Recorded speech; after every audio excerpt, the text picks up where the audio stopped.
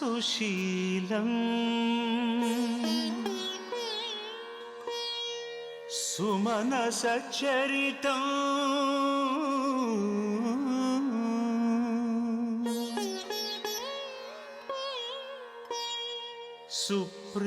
सुप्रेमवन्दितं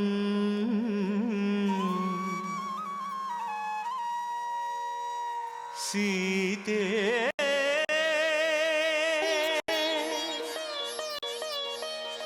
रामकथा हृदयम्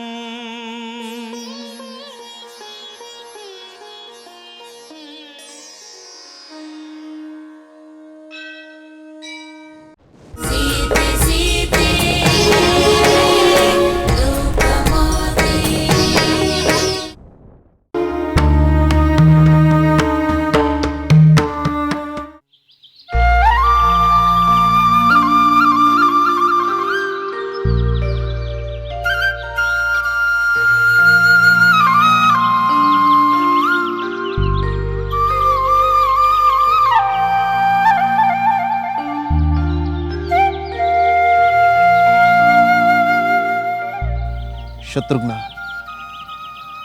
ಏಕೋ ಮನಸ್ಸಿನಲ್ಲಿ ಎಷ್ಟು ಬೇಗ ಸಾಧ್ಯವೋ ಅಷ್ಟು ಬೇಗ ಅಯೋಧ್ಯೆಯನ್ನು ತಲುಪು ಬಿಡಬೇಕೆಂಬ ಕಾತುರ ಹೆಚ್ಚಾಗುತ್ತಿದೆ. ಭರತ, ನನಗೂ ಏನೋ ಮನಸ್ಸಿನಲ್ಲಿ ಅರ್ಥವಾಗದ ತಳಮಳ ಉಂಟಾಗುತ್ತಿದೆ. ಅಲ್ಲೇನು ನಮಗೆ ಒಳ್ಳೆಯದು ಕಾದಿದೆಯೋ ಕೆಟ್ಟದ್ದು ಕಾದಿದೆಯೋ ಒಂದು ಅರ್ಥವಾಗುತ್ತಿಲ್ಲ. ನಾವು ಆದಷ್ಟು ಬೇಗ ಹೊರಟು ಬಿಡಬೇಕಾಗಿತ್ತು. ವಾರ್ತೆ ಬಂದ ಕೂಡಲೇ ನಾವು ಹೊರಟವಲ್ಲ. ವಿಶ್ರಾಂತಿಗೆಂದು ನಾವು ಅಲ್ಲಲ್ಲಿ ನಿಂತಿದ್ದರಿಂದ ಅಯೋಧ್ಯೆಗೆ ಹೋಗುವುದು ತಡವಾಗುತ್ತಿದೆ. ಏಕೋ ಶತ್ರುಘ್ನ, ನಾವು ಕೇಕೆಯಿಂದ ಹೊರಟಾಗ ಇದ್ದಂತಹ ಉತ್ಸಾಹ ಈಗ ಇಲ್ಲವಾಗುತ್ತಿದೆ. ನಾವು ಬಹಳ ದಿನ ಮಾವನ ಮನೆಯಲ್ಲೇ ಇರದೆ ಆದಷ್ಟು ಬೇಗ ಅಯೋಧ್ಯೆಗೆ ಹೊರಟು ಬಿಡಬೇಕಾಗಿತ್ತು. ಅವರ ಪ್ರೀತಿಯನ್ನು ಹಾಗೆ ಕಡೆಗಣಿಸಿ ನಾವು ಹೊರಡುವುದು ಸೌಜನ್ಯವಲ್ಲ. ನಾವು ನಮ್ಮ ಸೋದರರನ್ನು ಇಷ್ಟು ದಿನ ಬಿಟ್ಟು ಹೇಗಿದ್ದೆವೋ ಎಂದು ನನಗೆ ಈಗ ಆಶ್ಚರ್ಯವಾಗುತ್ತಿದೆ. ಶತ್ರುಘ್ನ, ನಮ್ಮ ಹಿರಿಯ ಸೋದರ ರಾಮಚಂದ್ರನ ಕೀರ್ತಿ ಕೇಕೆ ದೇಶದಲ್ಲೂ ಹರಡಿದೆ. ಅವನ ಧರ್ಮ ಪ್ರೀತಿ ಸದ್ಗುಣಗಳನ್ನು ಬೇರೆಯವರು ಹೊಗಳುತ್ತಿದ್ದಾರೆ. ಕೇಳಿದಾಗ ಹೆಮ್ಮೆ ಎನಿಸುತ್ತಿತ್ತು. ಹೌದು ಭರತ, ನಮ್ಮ ವಂಶದ ಹಿರಿಮೆಯನ್ನು ಪ್ರಕಾಶಗೊಳಿಸುವ ಹಿರಿತನ ರಾಮಚಂದ್ರನಲ್ಲಿತ್ತು. ಎಲ್ಲ ಸಹೋದರರನ್ನು ಎಲ್ಲ ಮಾತೆಯರನ್ನು ಒಂದೇ ಬಗೆಯ ಪ್ರೀತಿಯಿಂದ ಕಾಣುವಂತಹ ಹಿರಿಯ ಸೋದರ ನಮಗಿದ್ದಾನೆ ಎಂಬುದು ನಮ್ಮ ಭಾಗ್ಯ ಶತ್ರುಘ್ನ. ಹೌದು ಭರತ, ಆ ಭಾಗ್ಯ ನಮ್ಮದು. ಆದರೆ ನನ್ನ ಆತಂಕಕ್ಕೆ ಬೇರೆ ಕಾರಣವಿದೆ ಶತ್ರುಘ್ನ. ಅದೇನು ಭರತ? ನಾವು ಬರುತ್ತಿರುವಾಗ ಕೆಲವು ಅಪಶಕುನಗಳು ನಡೆದವು.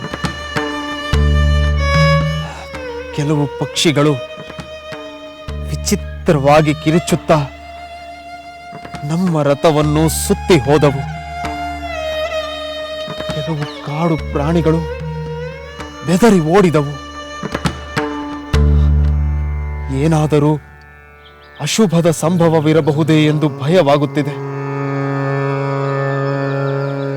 ಇದನ್ನು ನನ್ನ ಪತ್ನಿ ನಿನ್ನ ಪತ್ನಿಗೆ ತಿಳಿಸಿದರೆ ಅವರು ಹೆದರುತ್ತಾರೆ ಎಂದು ಅವರಿಂದ ದೂರ ಬಂದು ನಾನು ನಿನಗೆ ಹೇಳುತ್ತಿದ್ದೇನೆ ಶತ್ರುಘ್ನ. ನೀನು ಹೇಳಿದ ಮೇಲೆ ನನ್ನಲ್ಲೂ ಭಯ ಹೆಚ್ಚಾಗುತ್ತಿದೆ. ನಾವು ರಥದಲ್ಲಿ ಅಯೋಧ್ಯೆಗೆ ಹೋಗಬೇಕೆಂದರೆ ಇನ್ನಷ್ಟು ತಡವಾಗುತ್ತದೆ. ಒಂದು ಮಾರ್ಗವಿದೆ ಶತ್ರುಘ್ನ. ಉಳಿದವರೆಲ್ಲ ರಥದಲ್ಲಿ ಬರಲಿ. ನಾವಿಬ್ಬರು ವೇಗಶಾಲಿಗಳಾದ ಕುದುರೆಗಳನ್ನೇರಿ ಆದಷ್ಟು ಬೇಗ ಅಯೋಧ್ಯೆಯನ್ನು ತಲುಪೋಣ. ಹೌದು, ಅದೇ ಸರಿ. ಹಾಗೆ ಮಾಡೋಣ. ನಡೆ, ಹೊರಡೋಣ.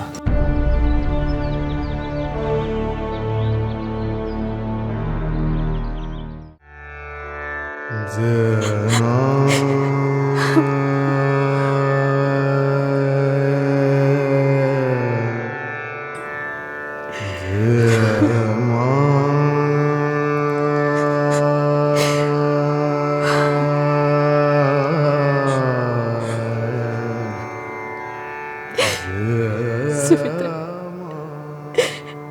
ನಮಗೆ ಎಂತಹ ಅತಂತ್ರ ಪರಿಸ್ಥಿತಿ ಬಂದಿತ್ತೆಂದು ನೋಡಿದೆಯ?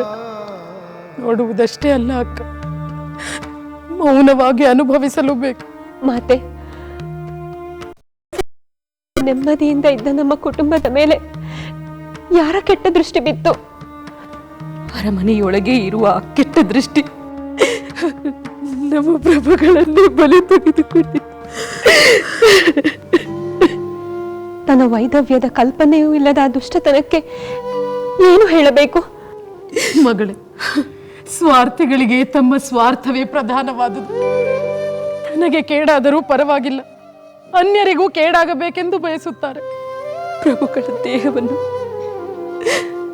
ತೈಲದಲ್ಲಿ ಇರಿಸಿ ಸಂರಕ್ಷಿಸಬೇಕೆಂದು ತೆಗೆದುಕೊಂಡು ಹೋದರು.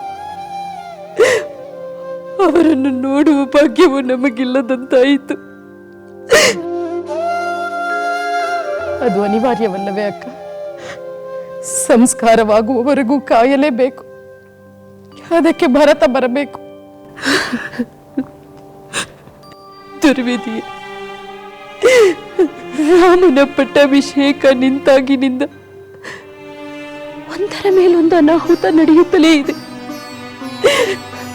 ರಾಮ ಅರಣ್ಯಕ್ಕೆ ಹೋದನಲ್ಲ ಎಂದು ಚಿಂತಿಸಬೇಕು, ಇಲ್ಲ ಪ್ರಭುಗಳ ಮರಣವಾಯಿತಲ್ಲ ಎಂದು ಚಿಂತಿಸಬೇಕು. ಒಂದು ಅರ್ಥವಾಗುತ್ತಿಲ್ಲ ಸುಮಿತ್ರೆ. ಸಮಾಧಾನ ಮಾಡಿಕೋ, ಸಮಾಧಾನ ಮಾಡಿಕೋ. ನಾವು ಎಷ್ಟೇ ರೋಧಿಸಿದರು, ಎಷ್ಟೇ ಸಂಕಟ ಪಟ್ಟರು, ಆಗಿ ಹೋಗಿರುವುದನ್ನು ಬದಲಿಸಲು ಸಾಧ್ಯವಿಲ್ಲ. ಮರಣ ಹೊಂದಿದ ನಮ್ಮ ಪತಿ ಬದುಕಿ ಬರುವುದಿಲ್ಲ. ನೋಡು, ಊರ್ಮಿಳೆಯನ್ನು ನೋಡು, ಎಷ್ಟು ಕಂಗಾಲಾಗಿದ್ದಾಳೆ. ತಾನು ದುಃಖಿಸುವುದೋ ನಮ್ಮನ್ನು ಸಮಾಧಾನ ಪಡಿಸುವುದೋ ತಿಳಿಯದೆ ತಾನೇ ನೋವು ತಿನ್ನುತ್ತಿದ್ದಾಳೆ. ನನ್ನ ನೋವು ನನಗಾಗಿ ಅಲ್ಲ ಮಾತೆ, ಯಾರಿಗೂ ಯಾವ ಕೇಡು ಬಗೆಯದ ನಿಮಗೆ ಇಂಥ ಸಂಕಟದ ಪರಿಸ್ಥಿತಿ ಬಂತಲ್ಲವೆಂದು ನೋವಾಗುತ್ತಿದೆ. ನಮ್ಮ ಈ ಪರಿಸ್ಥಿತಿಯನ್ನು ಯಾರಿಂದಲೂ ಬದಲಾಯಿಸಲು ಸಾಧ್ಯವಿಲ್ಲ. ಹಾಗೆ ನಿನಗೆ ಸಮಾಧಾನ ಹೇಳುವ ಪರಿಸ್ಥಿತಿಯಲ್ಲೂ ನಾವಿಲ್ಲ. ನೀನಾದರೂ ಸಮಾಧಾನ ಮಾಡಿಕೊಂಡು ಸ್ವಲ್ಪ ವಿಶ್ರಾಂತಿಯನ್ನು ಪಡೆದುಕೋ. ಮಾತೆ, ನೀವು ಹೀಗೆ ದುಃಖಿಸುತ್ತಿರುವಾಗ ನಾನು ಹೇಗೆ ಸಮಾಧಾನದಿಂದಿರಲಿ ಮಾತೆ? ಮಗಳೇ, ಈಗ ನೀನೇ ನಮಗೆ ಆಸರೆ. ನೀನು ಇಲ್ಲದಿದ್ದರೆ ನಾವು ನಿಜವಾಗಿಯೂ ಅನಾಥರಾಗುತ್ತಿದ್ದೆವು.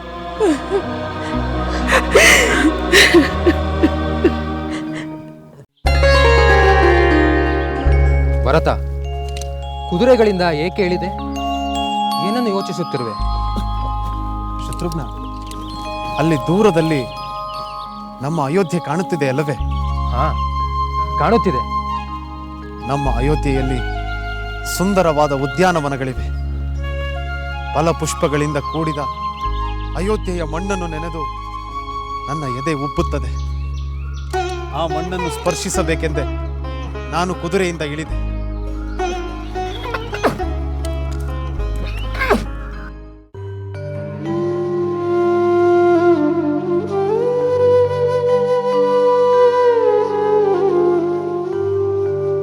ಮಹಾರಾಣಿ, ಮಹಾರಾಣಿ, ಹೇಳಿ, ಬೇಗ ಸಿದ್ಧರಾಗಿ. ಇನ್ನೇನು ಅನಾಹುತ ಮಂತರೆ? ಇದು ಅನಾಹುತವಲ್ಲ ಮಹಾರಾಣಿ, ನಡೆದು ಹೋದ ಅನಾಹುತವನ್ನು ಸರಿಪಡಿಸಲು ಒಂದು ಒಳ್ಳೆಯ ಅವಕಾಶ. ಅದೇನೆಂದು ಬಿಡಿಸಿ ಹೇಳು.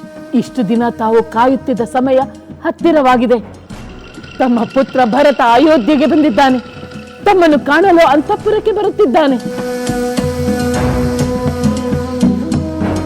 ಇನ್ನು ಕೆಲವೇ ಕ್ಷಣಗಳಲ್ಲಿ ತಮ್ಮ ಮುಂದಿರುತ್ತಾನೆ. ಆದರೆ ಮಹಾರಾಣಿ, ತಾವು ಎಚ್ಚರದಿಂದಿರಬೇಕು. ಏಕೆ ಮಂಥರೆ? ಪರಿಸ್ಥಿತಿ ಸೂಕ್ಷ್ಮವಾಗಿದೆ. ದುಃಖವೂ ಇದೆ, ಸಂತೋಷವೂ ಇದೆ. ಹೌದು ಮಂಥರೆ, ಪತಿಯ ಮರಣದ ದುಃಖ ಒಂದು ಕಡೆಯಾದರೆ ಪುತ್ರನ ಆಗಮನದ ಸಂತೋಷ ಮತ್ತೊಂದು ಕಡೆ. ಇಂತಹ ಪರಿಸ್ಥಿತಿಯಲ್ಲಿ ನಾನು ದುಃಖಿಸಬೇಕೋ ಸಂತೋಷ ಪಡಬೇಕೋ ಅರ್ಥವಾಗುತ್ತಿಲ್ಲ. ಮಹಾರಾಣಿ, ತಾವು ತಮ್ಮ ಪುತ್ರನನ್ನು ಕಂಡೊಡನೆ ಪ್ರಭುಗಳ ನಿಧನ ವಾರ್ತೆಯನ್ನು ತಿಳಿಸಿ ರೋಧಿಸಬೇಡಿ. ನಿಮಗೆ ಭರತನ ಮೇಲಿರುವ ಪ್ರೀತಿಯನ್ನು ಮೊದಲು ವ್ಯಕ್ತಪಡಿಸಿ, ನಂತರ ಅವನ ಕುಶಲವನ್ನು ವಿಚಾರಿಸಿ. ಇಷ್ಟೆಲ್ಲ ಮಾಡುತ್ತಿರುವುದು ಅವನ ಹಿತಕ್ಕಾಗಿ ಎಂದು ಅವನಿಗೆ ಮನವರಿಕೆ ಮಾಡಿಕೊಡಿ. ನಂತರ ಪ್ರಭುಗಳ ನಿಧನ ವಾರ್ತೆಯನ್ನು ತಿಳಿಸಿ. ಆಗಲಿ ಮಂಥರೆ, ಹಾಗೆಯೇ ಮಾಡುತ್ತೇನೆ. ಸರಿ, ನಾನಿನ್ನು ಹೊರಡುತ್ತೇನೆ. ಅಪ್ಪಣೆ, ಎಚ್ಚರದಿಂದಿರಿ. ಅಲ್ಲಿಂದ ಆತುರವಾಗಿ ಅತಿ ವೇಗವಾಗಿ ಬಂದು ಇಲ್ಲಿ ಇಳಿಯುವುದರ ಬದಲು ಕುದುರೆಗಳ ಮೇಲೆ ಏರಿ ಅರಮನೆ ಸೇರಬಹುದಿತ್ತಲ್ಲ. ಶತ್ರುಘ್ನ, ಸರಿಯಾಗಿ ನೋಡು, ನಮ್ಮ ಅಯೋಧ್ಯೆ ನಗರ ಎಂದಿನಂತಿಲ್ಲ. ಯಾಜ್ಞಿಕರಿಂದ, ಸತ್ವಗುಣ ಸಂಪನ್ನರಿಂದ, ವೇದ ಪಾರಂಗತರಾದ ಬ್ರಾಹ್ಮಣರಿಂದ, ಐಶ್ವರ್ಯವಂತರಿಂದ ಕೂಡಿದ ನಮ್ಮ ನಗರ ಎಂದಿನಂತೆ ಕಾಣುತ್ತಿಲ್ಲ. ರಾಜಋಷಿಯಾದ ದಶರಥ ಮಹಾರಾಜರು ಪರಿಪಾಲಿಸುತ್ತಿರುವ ನಗರ ಸಂತೋಷವಾಗಿರುವಂತೆ ಕಾಣುತ್ತಿಲ್ಲ. ಹೌದು ಭರತ, ದೂರದಿಂದಲೇ ಉಲ್ಲಾಸದಿಂದ ಕೂಡಿದ ಸ್ತ್ರೀ ಪುರುಷರ ಕಲಕಲ ನಿನಾದ ಕೇಳಿಬರುತ್ತಿತ್ತು. ಆದರೆ ಈಗ ಕೇಳಿಬರುತ್ತಿಲ್ಲ.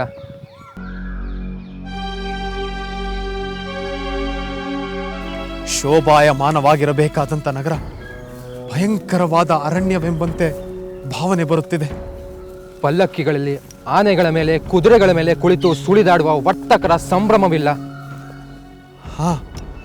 ಒಬ್ಬ ಅಶ್ವಾರೋಹಿಯೂ ಇಲ್ಲ, ಒಬ್ಬನೇ ಒಬ್ಬ ಗಜಾರೋಹಿಯೂ ಇಲ್ಲ.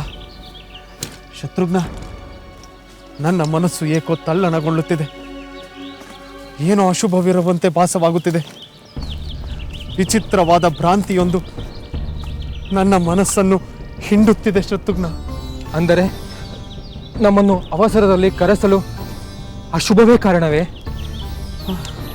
ಯಾರಿಗೆ ಏನು ಕೇಡು ಸಂಭವಿಸಲು ಸಾಧ್ಯ? ಆ ದೇವರ ದಯೆಯಿಂದ ಯಾರಿಗೂ ಏನೂ ಆಗದಿದ್ದರೆ ಸಾಕು. ನಿನ್ನ ಹಾರೈಕೆ ನಿಜವಾಗಲೆಂದು ನಾನು ಬಯಸುತ್ತೇನೆ. ಆದರೆ ಇಲ್ಲಿಂದ ನೋಡಿದರೆ ಇಡೀ ಅಯೋಧ್ಯೆ ನಗರವೇ ದುಃಖದ ಹೊದಿಕೆಯಲ್ಲಿ ಸದ್ದಿಲ್ಲದೆ ಬಿಕ್ಕಿ ಬಿಕ್ಕಿ ಅಳುವಂತೆ ಭಾಸವಾಗುತ್ತಿದೆ.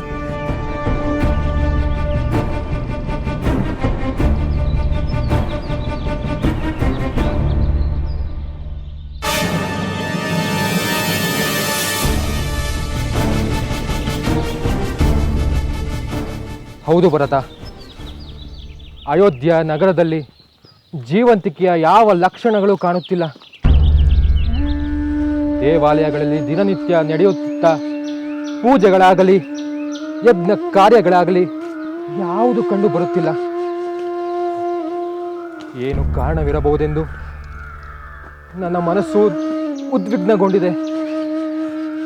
ನಾವು ಅರಮನೆಗೆ ಹೋಗಿ ಇದರ ವಾಸ್ತವತೆಯನ್ನು ತಿಳಿಯೋಣ. ನಮ್ಮ ಎಲ್ಲ ಪ್ರಶ್ನೆಗಳಿಗೂ ನಮಗಲ್ಲೇ ಉತ್ತರ ಸಿಗುತ್ತದೆ. ನಾನು ಮೊದಲು ಮಾತೆಯನ್ನು ಕಾಣುತ್ತೇನೆ. ನಾನು ಕೂಡ ನನ್ನ ಮಾತೆಯನ್ನು ಕಾಣುತ್ತೇನೆ.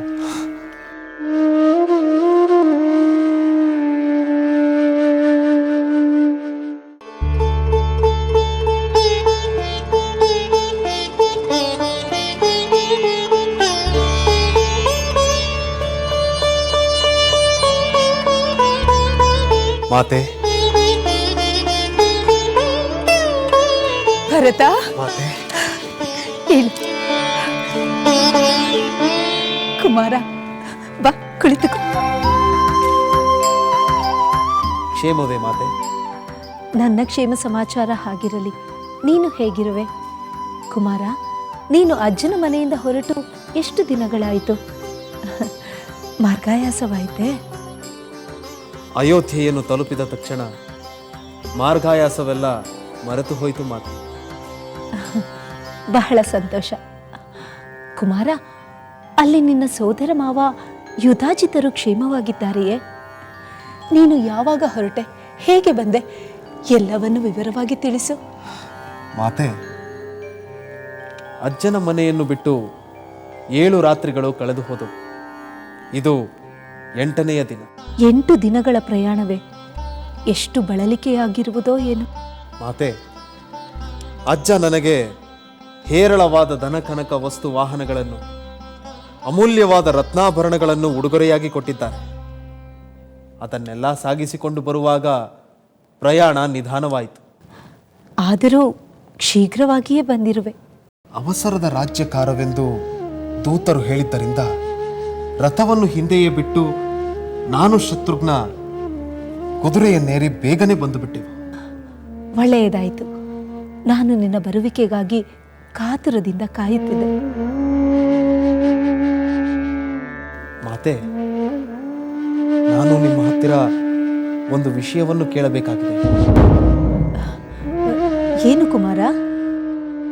ಮಾತೆ, ನಿಮ್ಮ ಹಂಸತೂಲಿಕಾ ತಲ್ಪ ಶೂನ್ಯವಾಗಿದೆ. ಅಯೋಧ್ಯೆಯಲ್ಲಿ ಈ ಅರಮನೆಯಲ್ಲಿ ಯಾರೊಬ್ಬರೂ ಸಂತೋಷದಿಂದಿರುವಂತಿಲ್ಲ. ನಮ್ಮ ತಂದೆಯವರು ಸದಾ ನಿಮ್ಮ ಅಂತಃಪುರದಲ್ಲೇ ಇರುತ್ತಿದ್ದರು. ಅವರ ಪಾದ ಸ್ಪರ್ಶ ಮಾಡಿ ನಮಸ್ಕರಿಸಬೇಕೆಂದು ನಾನು ಮೊದಲು ಇಲ್ಲಿಗೆ ಬಂದೆ. ತಂದೆಯವರು ಎಲ್ಲಿರುವರು? ಹಿರಿಯ ಮಾತೆಯಾದ ಕೌಶಲ್ಯಾದೇವಿಯವರ ಅಂತಃಪುರದಲ್ಲಿರುವರೆ?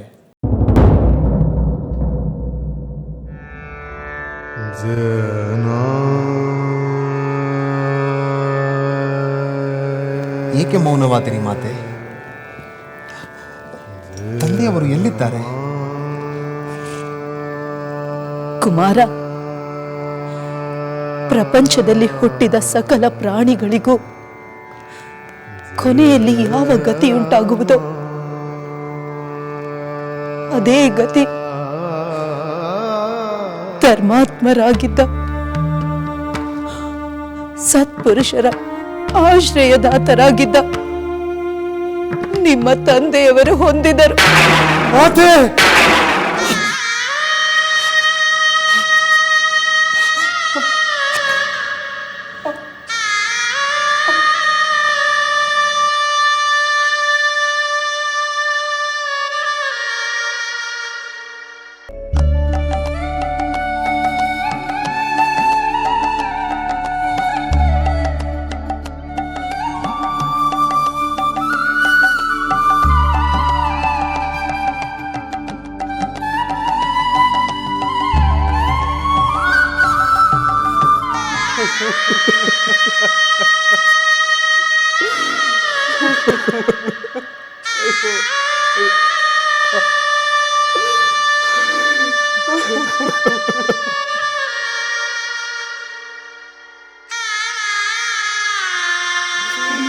ತಂದೆಯೇ,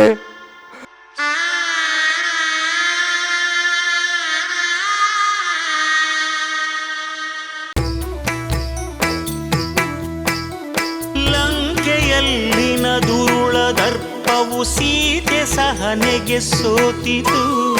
ಅಂಕೆ ಇರದ ಅಸುರ ಕುಲವು ರಾಮ ಬಾಣಕ್ಕೆ ಅಡಗಿತು.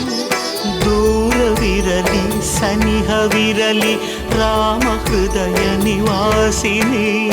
ಯುಗವು ಯುಗವು ಸಾಗಲಿ ಅಕಳಂಕ ಪ್ರೇಮ ಪ್ರಬೋಧಿನಿ. ಅಮರ ಗಾಧೆ ಧರಣಿ ಜಾತೆ ಸಾಧ್ವೆ ಸೀತೆ ಸುಚರಿತೆ. ಸಹನ ಶಕ್ತಿ ಪತಿಯ ಭಕ್ತಿ ಲೋಕಮಾನ್ಯ ವಂದಿತೆ.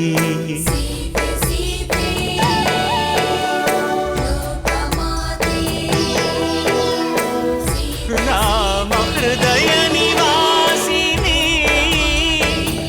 ಅಕಳಂಕ ಪ್ರೇಮ ಪ್ರಬೋಧಿನಿ. ಸೀತೆ ಮಾತೆ